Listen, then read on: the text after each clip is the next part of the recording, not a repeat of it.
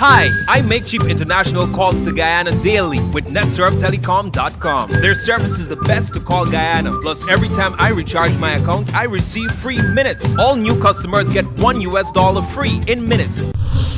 In a lengthy statement issued to the media late Tuesday afternoon, the University of Guyana Senior Staff Association and the Workers' Union said that following a meeting held on Tuesday at the Turkana campus, the parties decided to pursue a no-confidence line to rid the university of Vice-Chancellor Obadei. This petition came after years of struggle by UG senior staff for better pay and working conditions.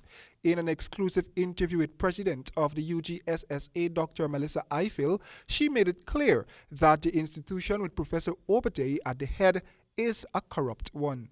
But just to summarize, the treatment of staff is unjust, inhumane. That's one. There is the question of the violation of the resumption of terms agreement that the university signed with the unions. The university has not kept up to its side of the bargain. Asked whether consultations were made with the Vice-Chancellor before signing of the motion, she said no consultations were needed with someone who kept on failing the tertiary institution. Ms. Eiffel, was there any consultation with the Vice-Chancellor on these issues before the petition was signed? As you would have noted, since before we went on strike, these issues were in the air. Since before we went on strike, staff had been insisting that the Vice-Chancellor must go.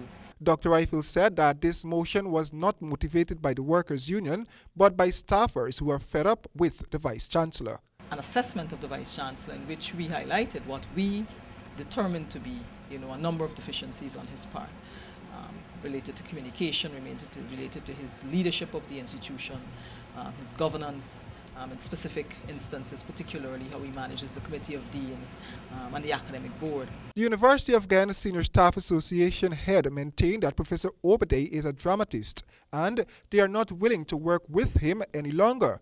Vice-Chancellor Obadei's contract is scheduled to come to an end during February of next year. But according to Dr. Eiffel, if he remains there until then, he will drown the university with corruption.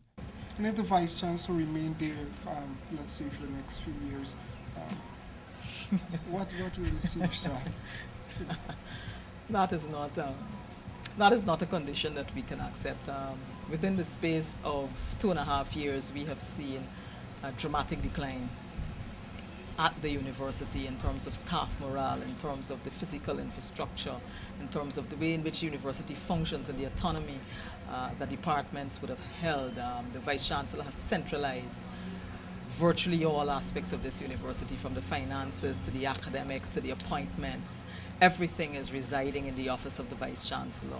Since Professor Obadei was placed at the helm of the university, he has been coming in for stern criticisms from students and staffers there. Royden James for HGP Nightly News.